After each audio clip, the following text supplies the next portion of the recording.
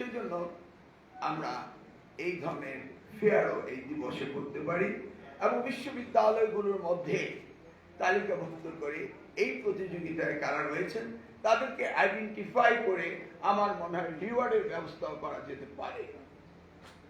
এটা হওয়া উচিত, কারণ আমরা কখনো রিকগনাইজ করি না এবং তাদেরকে প্র্যাকটিক্যালি স্পিকিং রিওয়ার্ডও করি না। এই প্রচলনটি আমাদের মধ্যে আসতে হবে। দেখুন, আমরা বাজেট করি বিশ্ববিদ্যালয়গুলোর জন্য বড় বড় বাজেট, কিন্তু সেই জায়গায় আমাদের রিসার্চের কোনো বাজেট নেই। ব্র্যাক ইউনিভার্সিটি ভিসি এবং আপনারা বললেন যে PhD also a intellectual property. I don't know how many PhDs in this country right now. তবে কিছু কিছু গোয়া পিএইচডি আছে।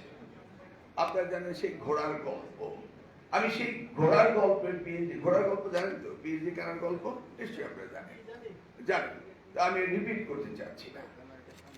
আমরা সেই ঘোড়ার গল্পের পিএইচডির কথা বলছি না। Highly densely populated country in the world Bangladesh. অতএব এই সেক্টরে আমরা রিমার্কেবল রিপ্রেজেন্টেশন থাকা আমাদের প্রয়োজন রয়েছে, কিন্তু এই জায়গাটিতে আমরা সেখানে যেতে পারিনি। না যাওয়ার পিছনে কারণ অনেক কিছু, সেগুলো বিশ্লেষণ নাই না করলাম। কিন্তু আমরা কি আজকে এই দিন থেকে আমাদের নতুন দিগন্তের যাত্রার দিকে কি আমরা এগিয়ে যেতে পারি না? নিশ্চয়ই পারি। এবং এই বক্তব্যটি, এই আলোচনাটি যেই যে ইন্টেলেকচুয়াল পিপলের সামনে করা উচিত, আজকে তারাই কিন্তু আপনারা রয়েছেন আমার সামনে। অতএব we all will address and we are the partners to develop this IP. আমাদের দেশে 3 রকমের আইপির ব্যাপারে রেজিস্ট্রেশন সিস্টেম রয়েছে, যেটা এক্সপ্লেনেশন করলেন লিগ্যালিটির ব্যাপারে, সেগুলি আমরা দেখেছি। কিন্তু আমাদের মার্কেট শেয়ারটা আমাদের আদৌ নেই। ইন দিস কেস আমি আর ওদিকে এগোতে চাচ্ছি না, আমি আমার বক্তব্যগুলি শেষ করে দিই।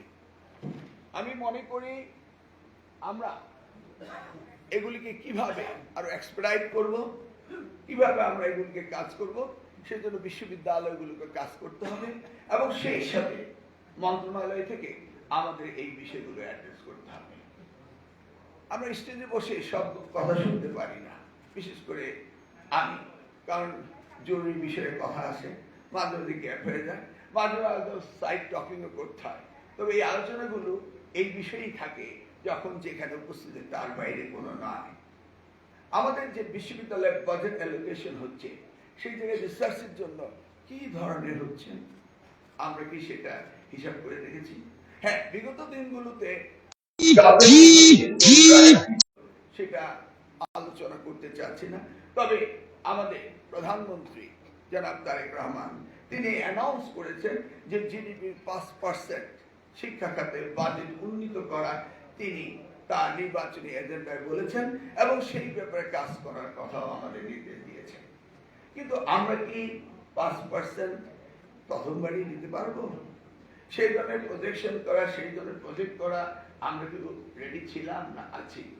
তবু আমি চাইবো, যেটা আমি ডিসির সাথে কথা, চেয়ারম্যান সাহেবের সাথে কথা বললাম, যে আমি চাই যে এবারে আমরা কিছুটা এগিয়ে যাই এবং সেটা আমাদের করতে হবে। 27% of the population are young, এটা খুব সুন্দর লাগলো শুনে, কিন্তু তারা ইনস্ট্যান্ট কফির মতো ইনস্ট্যান্ট রিঅ্যাক্ট করে, ইনস্ট্যান্ট কমেন্ট করে। Am I right? তারা ডিপলি কোনো কিছু অ্যানালাইসিস করতে চায় না, বুঝতেও চায় না, বোঝার সক্ষমতা তারা হারিয়ে ফেলেছে। আপনি চিন্তা করে দেখেছেন, এই 27% অফ দ্য ইয়ার যদি ইনস্ট্যান্ট কফির মতো ইনস্ট্যান্ট কমেন্ট করে, ইনস্ট্যান্ট বিহেভ করে, তা how do we go ahead and do our research?